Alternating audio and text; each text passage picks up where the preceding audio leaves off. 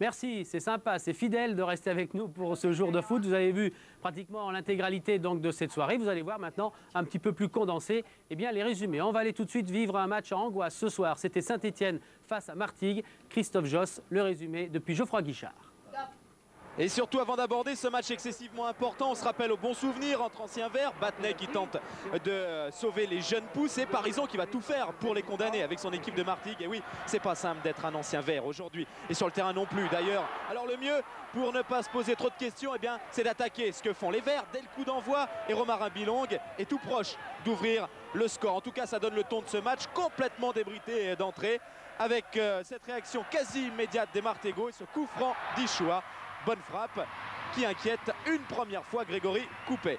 Une première fois parce que vous allez le voir, ça n'est pas terminé.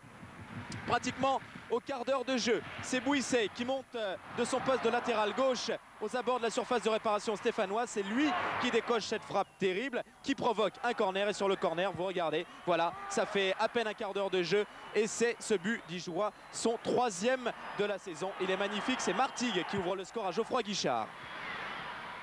Ça sonne en tout cas la révolte stéphanoise avec d'abord un Yazid Sandjak qui hérite de ce bon ballon dans la surface de réparation, un ballon adressé par Jean-Philippe Séché. Et ensuite, c'est encore Romarin Bilong que l'on retrouve suite à un corner. Bilong avec ce ballon dans la surface, mais il échoue sur Éric Durand. Et puis c'est la série Adel Chedli avec cette première frappe du jeune Stéphanois issu du centre de formation. Il est à bien 25 mètres et il inquiète Éric Durand. Ça n'est pas terminé. Adel Chedli, on va le retrouver. Il est d'un des très grands espoirs du club. C'est lui qui déborde là et qui offre ce centre au deuxième poteau au Suisse Christophe Aurel qui s'en va à Lausanne. Il a déjà signé dans le club suisse. Malheureusement un petit peu court. Aurel, il sortira à la mi-temps. Et c'est encore Adel Chedli là qui va repiquer au centre et placer sa frappe pour encore inquiéter Durand. C'était la dernière frappe d'Adel Chedli. C'est la mi-temps sur ce score de 1-0 en faveur de Martigues. On revient exactement avec les mêmes intentions de chaque côté, des intentions offensives. C'est Saint-Étienne qui attaque en premier avec cette offensive de Jean-Philippe Séché. Il est stoppé régulièrement dans la surface par Dubois. Monsieur Garibian a sifflé penalty. Et là, c'est un ancien Lyonnais, Romarin Bilong, qui transforme ce penalty. C'est vrai avec de la réussite. Premier but de la saison pour Romarin Bilong. Son dernier but, il l'avait marqué lors de la saison 92-93 face à Marseille. Alors réaction encore derrière avec cette frappe d'Ichoua et encore Coupet pour s'interposer. Ça part encore de loin et cette fois c'est Frédéric Mendy qui s'essaye. Et c'est encore Coupet qui est sur la trajectoire de ce ballon. Mais en tout cas ça chauffe devant les buts stéphanois. Un partout, ça va vite. Tellement vite que l'on oublie de suivre Sandjak qui est parti en contre-attaque et qui s'en va tromper Éric Durand à 20 minutes de la fin. Là les 17 000 supporters de Geoffroy Guichard explosent parce qu'ils croient à la victoire. Eh bien non. 4 minutes plus tard, soit à environ un quart d'heure de la fin, c'est un ancien Lyonnais, encore un, qui marque un but dans cette rencontre. Maxence Flachet, 2-2. Martigues aurait pu remporter ce match, Saint-Étienne aussi, mais c'est Martigues qui a la dernière occasion avec cette frappe d'Abassi sur la transversale. 2-2, ça n'arrange personne, les deux équipes sont condamnées. Eh oui, Saint-Étienne retrouvera la D2 après l'avoir quitté il y a 10 ans, c'était en 1986. Et puis Martigues sera resté 3 saisons en Division 1.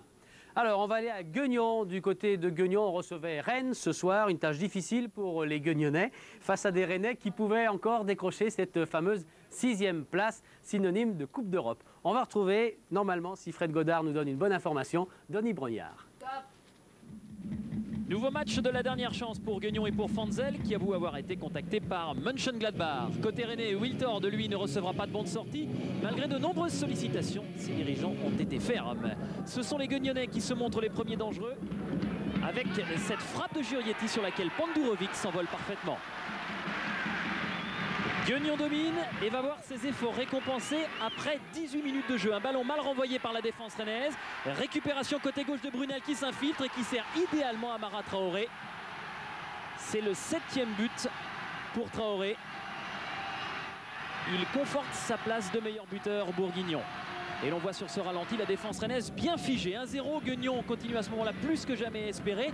Et Rennes bien timide, opère par à-coup comme ici à quelques instants de la pause. Superbe frappe de Carteron à ras de la lucarne. On voit très bien l'effet du ballon qui a failli surprendre Boulmigel. À la pause, 1-0 pour Guignon. En début de deuxième période, Guignon continue à dominer, coup franc aux 30 mètres. Frappe de Brunel et Pandurovic qui s'interpose une nouvelle fois. Brunel toujours très vif côté gauche, on va le retrouver, il récupère un long ballon, fixe la défense. Il va combiner avec Patrice Hérault, frappe de Hérault, sans conséquence pour Rennes. Et les Rennais dans tout ça, me direz-vous, eh bien ils se montrent peu convaincants jusqu'à cette percée de Wiltord, frappe de Wiltord et belle parade de Boulmigel qui n'avait quasiment rien eu à faire depuis le début de cette partie. Immédiatement repartir à l'attaque, corner de Fanzel au premier poteau pour la tête de Traoré. Pandurovic est une nouvelle fois sur la trajectoire. Rennes se montrera une dernière fois dangereux, centre du jeune Dabo, tête de Carteron qui croise un petit peu trop le ballon. 1-0 score final, les Guignonnais l'emportent mais savent depuis longtemps que leur sort n'est plus complètement entre leurs mains. Oui, mais à l'encontre de Guignon, il y avait un club, c'était celui de Lille ce soir qui restait sur une belle victoire au Parc des Princes contre le Paris Saint-Germain, qui lui pouvait encore espérer et avait son destin entre les mains à condition de gagner contre Lyon. Alors tout à l'heure, eh bien, nous vous avons fait entendre Michel Platini en direct pour ce multifoot, c'est lui qui commentait. Là, il vient juste de passer le relais pour ce résumé à Philippe Groussard, Lille-Lyon. L'objectif pour les Lillois ce soir est de ne pas dilapider le bonus inattendu acquis au Parc des Princes. Cela passe par une certaine sérénité défensive, car en face il y a un certain Florian Maurice. Les nordistes sont contractés. Illustration sur cette première action, le Tintin lyonnais touche du bois. 4 minutes plus tard, Ludovic Gioli hérite du ballon, s'avance dans la défense statique du LOSC, frappe soudaine des 20 mètres. Cette fois, c'est Jean-Marie Aubry qui fait preuve de fébrilité. Maurice est là pour reprendre. 18e but de la saison pour l'avant-centre lyonnais. Guy Stéphane a d'ailleurs tenu à préciser que son protégé était toujours dans son effectif jusqu'à nouvel ordre. À bon entendeur, salut. Les Lillois ont du mal à encaisser ce coup du sort. Il faudra attendre la toute fin de la première période pour voir les nordistes dangereux. Patrick Collot se présente seul devant Olmeta, mais la balle est sauvée in extremis par la défense lyonnaise pour le plus grand malheur d'Amara Simba. Sur le corner qui suit, Pascal Sigan trouve au deuxième poteau Antoine Sibierski. Et pendant les arrêts de jeu de cette première période, Lille égalise. 8e but pour Sibierski, le 3e de la tête. Un partout, ce sera le score à la pause.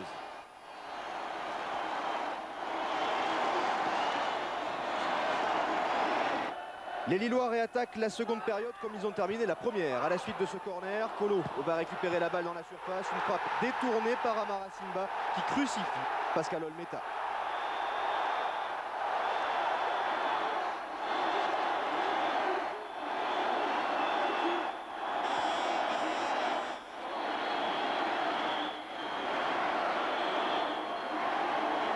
Ensuite, plus grand chose à vous proposer jusqu'à 5 minutes de la fin avec une nouvelle occasion pour les hommes de Jean-Michel Cavalli. Bekanovic, entré un peu plus tôt, envoie le ballon de la tête frapper la transversale. La fête aurait pu être totale, mais elle est déjà magnifique. Le LOSC est sauvé, reste en première division. Il est vrai que les 3 points pris au Parc lors de la dernière journée ont tout changé. Voilà les résultats qui comptaient ce soir pour le speaker comme pour les Lillois. C'était cette victoire face donc aux Lyonnais. Montpellier-Le Havre maintenant dans Jour de foot avec un objectif tout trouvé, vous le savez, pour les joueurs de Michel Mézy. C'est de décrocher de nouveaux points pour assurer définitivement cette fameuse 6e place qui ouvre tout droit les portes de l'Europe. On retrouve là-bas face à des Havrais un petit peu démobilisés et sans réel objectif ce soir, Cyril Linette à la Mosson. La bise aux jeunes pousses du club, vainqueur la semaine dernière de la Coupe Gambardella, c'est la première émotion de la soirée pour le président Nicolin. La deuxième survient 3 minutes après le coup d'envoi, ballon pour Pavon vers Lefebvre, reprise de plein fouet, première intervention de Revaux. Montpellier joue gros, on les a sentis plutôt tendus avant cette rencontre, les Montpelliérains. Les Havrais, eux, n'ont pas de pression et ça se voit. Le Havre a des comptes tranchants et décidés le plus souvent avec bas. Centre, mauvaise inspiration de Biles, tentative d'Uvenard, puis de Lucas et sauvetage sur sa ligne de Michel Derzakarian. Le ballon plutôt pour Montpellier et pourtant les occasions les plus nettes pour le Havre avec Sanson qui hérite ici d'une bonne balle, mais sa frappe est mal enroulée. Au Havre, un grand défenseur étranger devrait signer dans les jours qui viennent. Devant, pour épauler Sanson par exemple, on cherche également quelqu'un en plus de Kosnikou. Match ouvert, très animé, coup franc de Villarreal et la tête de Sanchez, ça passe au ras du poteau de Revaux. Et puis un premier tournant à la 35e minute, faute de Lucas sur Lefebvre. Carton jaune, le problème c'est que c'est son second à Lucas. Le Havre se retrouve à 10. Du coup Montpellier se fait encore plus pressant. Tentative de Villarreal sur le poteau. Et puis le ballon qui va revenir vers Pavon. Frappe de Pavon et une nouvelle parade de Revaux. Il y a des gardiens de grand gabarit et d'autres petits explosifs, dit Guy David. Revaux est grand et rapide, c'est pour ça qu'il est exceptionnel. 0-0 à la mi-temps. Et Montpellier qui accélère encore en deuxième période avec Bonicel très actif sur son côté. Un ballon vers Delaye et ça passe à côté. Le Havre recule et Revaux n'est pas content. Toujours Montpellier alors que l'orage s'abat sur la Mosson, frappe de Pavon à côté. Et puis un coup franc suite à une faute sur Villarreal. Villarreal qui est sorti, remplacé par Laurent Robert. C'est justement Laurent Robert qui va tirer ce coup franc pour son premier ballon. Laurent Robert qui marque, incroyable coup de poker réussi par Michel Mézy. C'est le 5e but cette saison pour Laurent Robert, son 2e coup franc direct après celui réussi contre Martigues lors de la 24e journée. Revaux enfin battu, ça se passe un quart d'heure avant la fin. Montpellier a fait le plus difficile, ça passe entre les jambes d'Huvenard. Le public fait la hola, la pluie fait aussi le retour qui se dessine de la Coupe d'Europe. Bonicel vers Bakayoko dont la rentrée a fait du bien. Bakayoko vers Fabien Lefebvre. 11e but cette saison pour Lefebvre et sans doute le plus important car c'est le but de la libération pour les Montpelliérains. 2-0, ce sera le score final. Montpellier qui va donc retrouver l'Europe et le syndrome nîmois est pratiquement effacé. Montpellier qui va retrouver l'Europe après 5 années d'abstinence. On va en Corse maintenant pour vous faire vivre le résumé de Bastia-Nice. Alors que vous le savez, on s'interroge toujours sur l'avenir financier de l'OGCN. Et bien ce soir, les joueurs d'Albert Raymond avec comme objectif prioritaire au moins essayer de ramener un point de Bastia pour assurer définitivement, en tout cas au classement, leur maintien en première division. On retrouve en Corse François Pêcheux. Tiens, je vais faire mentir ceux qui disaient cet après-midi dans un bar pas loin de Bastia. Les Bastia, depuis qu'ils sont à 42 points, ils n'avancent plus, c'est des retraités. Et bien la première demi-heure, non, Bastia bouge, attaque. Tiens, par exemple, Pierre-Laurent contré ici par Fugin. Le match ne présente pas un enjeu énorme, c'est vrai. Amusez-vous, avait dit Freddy Antonetti. Juste après, un tir, après ce centre de Drobniak, un tir de Caffarel, détourné par Laurent. Et au ralenti, vous verrez que ce n'était pas si évident pour le Tizi de capter ce ballon détourné donc par Pierre-Laurent. Bastia domine tranquillement et voilà Nice qui pointe le bout de ses crampons. Ouverture de Calegari pour James Debat. Et attention à James Debat. Il regarde en l'air un centre, un tir, on ne sait pas trop. En tout cas, la balle est parfaitement enveloppée. Elle vient tromper Valanconi. Trajectoire idéale. Debat heureux. Il ouvre le score et Valanconi a été surpris. Nice marque donc en premier sur ce but on ne peut plus surprenant. Debat qui enveloppe très bien son tir. Valanconi est trop juste. Debat qui marque ici son 10e but. Les Niçois dopés par ce geste. Les Niçois encore à l'attaque. Une ouverture pour Niako. Niako est très rapide. Un centre pour Mangione contré par Souma. Et Valanconi qui s'est fait un peu mal sur cette action. Valanconi qui laissera sa place à Biancarelli. La seconde période et Nice pour donner le rythme. Debat omniprésent, Debat qui efface Souma et il l'efface joliment. Regardez, Debat en position pour armer son tir. Ça passe à côté mais prenez ça comme un avertissement. Réaction des Bastiais avec ce ballon récupéré par Zivzierski. Drobniak bien lancé dans le tout. Drobniak dans son élan, il est bousculé par Fugin. Un penalty qui est très bienvenu pour les Bastiais. Qui pour le tirer? Drobniak lui-même en face à Le Tizi. L'égalisation des Corses, 1 partout.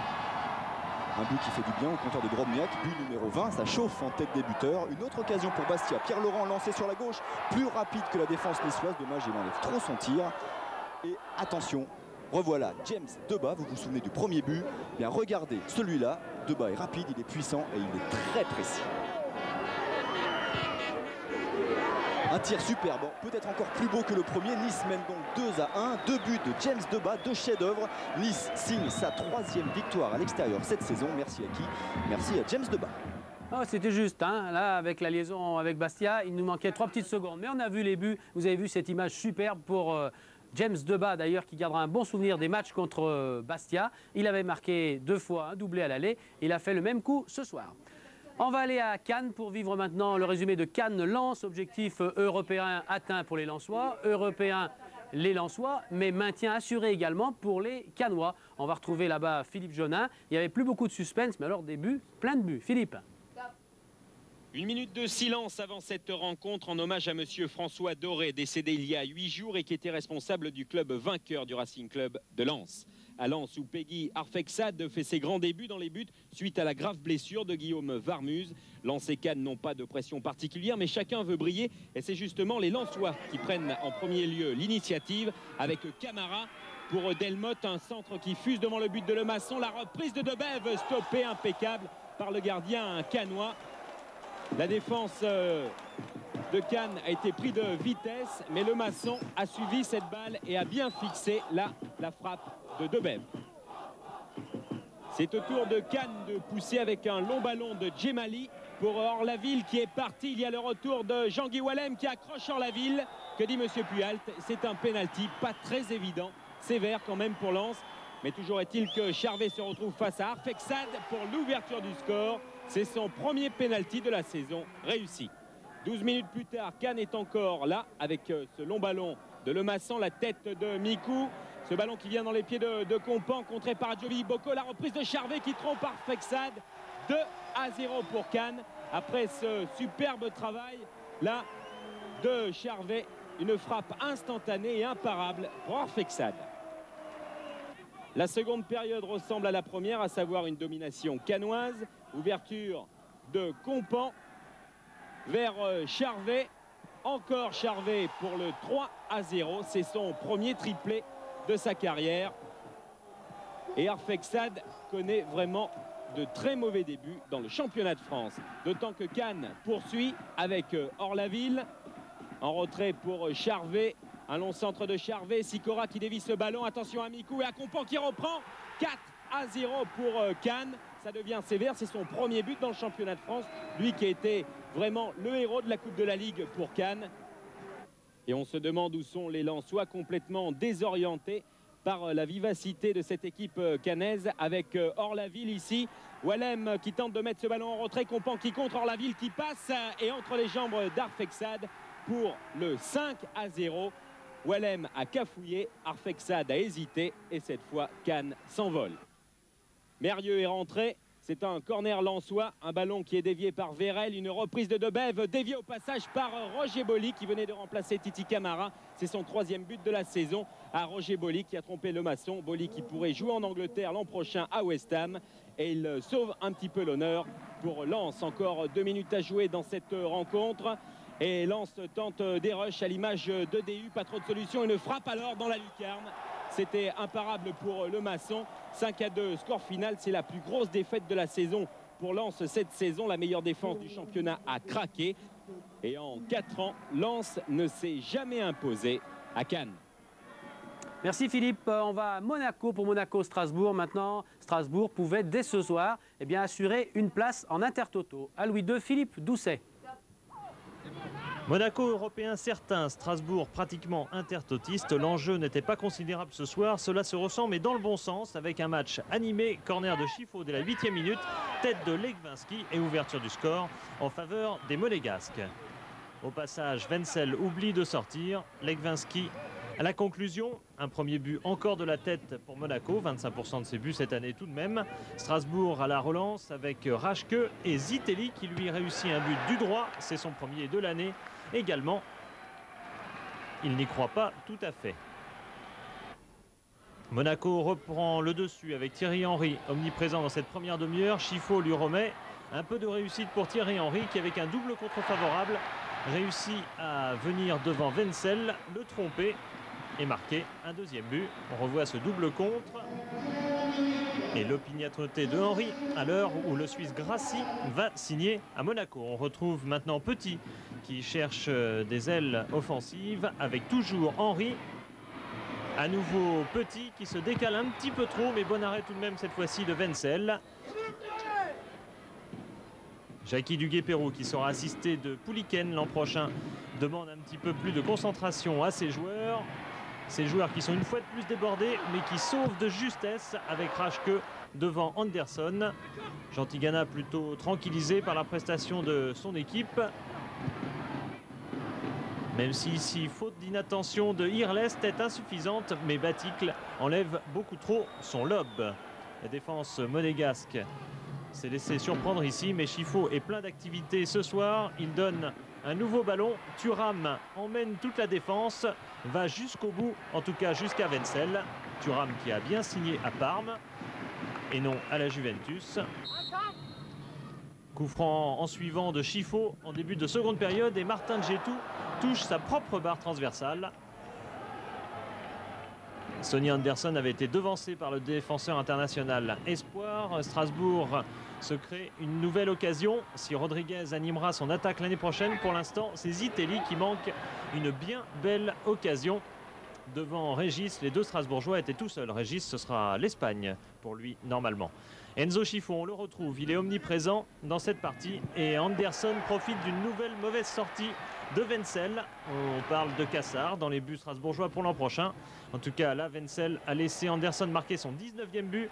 La mauvaise série continue avec ce tir dévié de Vré, le Libérien, qui trompe à nouveau Wenzel. Le score passe donc à 4 buts à 1. Et cela s'aggrave encore pour Strasbourg, car Anderson, le Brésilien, est déchaîné. Cette fois-ci, le centre est pour Enzo Chifo. Le Belge méritait bien de marquer. Apparemment, le Boeuf a sauvé derrière la ligne, 5 buts à 1. Et peut-être même quelques regrets pour Monaco. Monaco n'a rien fait d'exceptionnel, il a fait son devoir. Je crois qu'on aura certainement beaucoup de regrets. Parce qu'avec le potentiel de cette équipe, voir ce qu'on a vu un petit peu en début de saison, c'est pas de notre taille. Donc aujourd'hui, on est à quelques points des premiers. Et franchement, ce sera dur à digérer. Voilà, 5 buts, c'est la première fois pour les Monégasques que ça arrive dans cette saison. Bordeaux, Paris Saint-Germain, les Bordelais, vous le savez, ont besoin de points pour vivre sans angoisse, ou presque, le 19 mai prochain, la dernière journée du championnat. Bordeaux face au Paris Saint-Germain, Eric Bénard. Et Bordeaux qui a besoin d'un point ce soir pour se maintenir, mais la pression d'entrée avec ce coup franc joué par Richard Witschge et un ballon qui revient dans les pieds d'Anthony Bancarel qui frappe instantanément. Fries Hansen se précipite, Lama également. C'est la plus belle occasion de ce début de match. On va jouer sur notre vivacité, disait Gernot Rohr avant le match. Vivacité des défenseurs, vivacité des attaquants également. Et regardez bien, 1 minute plus tard, au départ de l'action, il y a Richard Witschge. Amorti de Dugarry qui laisse pour Zidane, qui remet pour Christophe Dugarry, qui peut frapper. Et encore une fois, c'est Lama qui sauve son équipe. Le PSG semble un petit peu fatigué. C'est vrai que 48 heures de fête, ça laisse quand même des traces. Et il n'y a pas une occasion, ou quasiment pas une seule occasion, durant ces 45 premières minutes, sauf ici, 4 minutes avant la pause. On va revoir cette faute sur José Cobos. Et pendant ce temps, le Paris Saint-Germain joue très rapidement le coup franc avec un ballon qui va atterrir dans les pieds de Yuri Djorkaeff. Une première frappe bien renvoyée et une deuxième frappe du gauche qui passe dans un trou de souris. C'est-à-dire qu'il n'y avait vraiment pas grand-chose entre le poteau et Gaëtan Huard. Stupeur générale dans le stade parce qu'on vous l'a dit, Bordeaux a besoin d'un point. Le Paris Saint-Germain y croit de nouveau, même s'il sait qu'Auxerre mène à Guingamp. 10e but de Djorkaeff cette saison. 1-0 pour l'équipe de Luis Fernandez à la pause. Et ça repart exactement de la même façon en deuxième période avec une occasion pour le Paris Saint-Germain. Ici, sur cette interception, ouverture pour Nouma qui s'approche des 16 mètres, frappe de Nouma qui n'est pas cadré. Et c'est un coup dur en tout cas ce but de Djorkaeff tout à l'heure pour les Girondins de Bordeaux parce qu'ils ne peuvent s'économiser avant l'avenue du Bayern. C'est l'équipe type qui joue ce soir, Sandogon suspendu. Et Bordeaux avec Witschge repart à l'attaque. Centre de Witschge qui va donner un corner. Bordeaux est obligé d'attaquer. Bordeaux ne peut se permettre de s'économiser. Bordeaux joue le maintien encore une fois. Corner de Zidane et tête d'Anthony Bancarel qui égalise. Et ça, c'est un but important pour les Girondins de Bordeaux. C'est le 6e de Bancarel cette saison. Chose curieuse, c'est le 5e de la tête. Alors, il y a un sentiment de revanche, évidemment, pour Anthony Bancarel, qui a été durement critiqué durant toute la saison. Le corner de Zidane et Bancarel qui jaillit au milieu de la défense parisienne. L'euphorie gagne les Girondins de Bordeaux, mais attention quand même, car le Paris Saint-Germain continue de se créer quelques occasions. Comme ici, une superbe ouverture pour Liasser. Bonne sortie de Gaëtan Huard qui sera un petit peu furieux à la fin du match. Ça se relâche un petit peu, dit-il. Il est temps que la saison se termine. Mais les Girondins, avec ce but, y croient plus que jamais. Regardez bien le travail de Zinedine Zidane, encore une fois. Zidane et Dugarry ont beaucoup apporté ce soir. Le coup de rein de Zidane, le centre, et à la réception, il y a Bancarel qui cette fois marque de l'intérieur du pied droit. 2-1, 7e but de Bancarel. Les comptes sont faciles, mais le plus important, c'est que Bordeaux passe en tête et que Bordeaux est mathématiquement à ce moment-là définitivement assuré du maintien en Division 1. Bancarel qui jaillit encore une fois au moment opportun. Ça devient de plus en plus dur pour le Paris Saint-Germain, malgré cette occasion ici pour Daniel Bravo. Et c'est Laurent Crossi qui vient sauver sur sa ligne.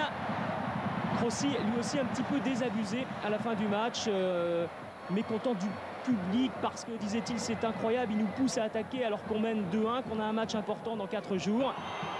Et le Paris Saint-Germain, dans les toutes dernières minutes, suite à ce corner de Le Guen, marque par Nouma, mais le but est refusé pour une faute au préalable d'Oumar Dieng. Regardez la charge de Dieng sur Gaëtan Huard.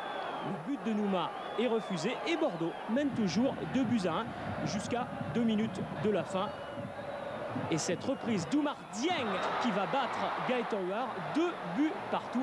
C'est sûrement le plus beau but de la soirée. Cette fois, on en reste là. Bordeaux est en Division 1, mais le PSG ne sera pas champion. 2 buts partout à l'Escure. Comme quoi, Oumar l'a prouvé ce soir, on peut faire la fête et puis ne pas faire la tête le samedi soir, marquer un superbe but. C'était le cas ce soir au Parc Lescure. On va aller à Nantes pour Nantes-Metz maintenant. C'est vrai que compte tenu du nombre de blessés du côté des Nantais, on pouvait presque donner ce soir à la Beaujoire les Messins favoris. Denis Balbir. 8 joueurs blessés ou suspendus à Nantes, mais les Nantais veulent absolument l'emporter ce soir contre le Football Club de Metz. Et pour cela, ils attaquent dès les premières secondes de la rencontre avec un long ballon vers Serge Ledizet qui est monté sur son aile gauche. Il s'est remis sur son pied droit. Castendoche se rate, Darocha en embuscade et le ballon a beau être freiné par Songo. Pierre et Gaillot sont là sur la ligne, mais il est trop tard. Le ballon, justement, il a franchi cette ligne. Le public exulte. Ils sont plus de 30 000 ce soir à la Beaujoire. Darocha a inscrit son 2e but de la saison. Le premier, c'était contre Bastia. Frédéric Darocha. Castendoche freine la balle. Gaillot et Pierre sont dépassés. Et Darocha bat Jacques Songo. Nantes mène 1-0. Il est beau ce but. Il est plein d'opportunisme de la part de celui que l'on appelle le Gerd Müller nantais. Des Nantais qui subissent un petit peu le retour de Metz, qui joue avec Arpinon et non pas Isaias. Benoît Cauet frappe de loin, Songo se détend. Benoît Cauet qui quittera la Beaujoire et les siens pour peut-être l'extérieur, l'étranger, il le dira la semaine prochaine. Il s'est remis sur son pied droit et a bien frappé. Il cherchait la lucarne de Jacques Songo, c'était bien vu. Un corner de Gourvenec maintenant. Reprise superbe détournée devant sa ligne, reprise de Bruno Carotti. Jean-Claude Suodo est pensif, même si les Nantais mènent toujours 1-0. Des Messins qui poussent. Il reste sur 7 victoires à l'extérieur dans ce championnat. Robert Pires a vu Pierre à gauche. Il préfère y aller tout seul, Pires, et il essaye dans son petit filet de trouver la faille dans le petit filet de Casagrande, mais ça n'a pas marché. Il a joué personnel, Pires, et Darocha continue à contre-attaquer. Un superbe tir de Darocha, bloqué par Jacques Songo. 7 victoires à l'extérieur donc pour Metz. Metz qui détient aussi la première défense à l'extérieur, alors que Darocha tente sa chance. Il a bien fait. L'ancien international cadet et junior. Chaney à la touche pour Claude Makelele. Centre de Makelele, encore Darocha. Plein de culot. Le ballon frôle le cadre. Et Claude Makelele a fait un gros match. Les Messins sont un petit peu fébriles, un petit peu perturbés ce soir. On est en deuxième période. Le score est de 1-0 toujours pour Nantes. Cyril Pouget en position d'ailier droit donne son ballon à Adam qui essaye en finesse de trouver le cadre. Et ça touche la base du montant droit de Casagrande. Pouget a fait une bonne passe là pour Stéphane Adam.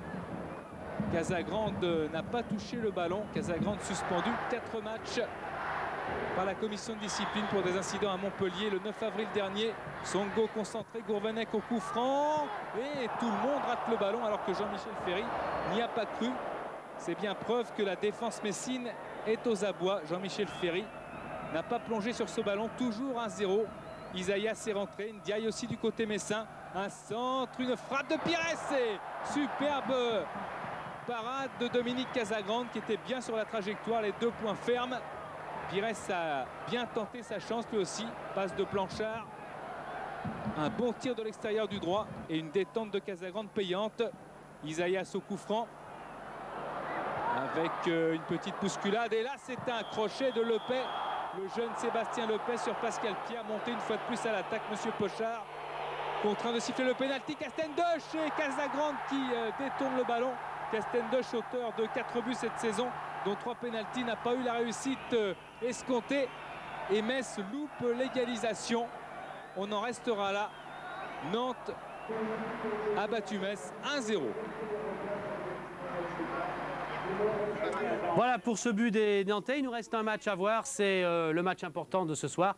Guingamp qui recevait ce soir l'AJ Auxerre.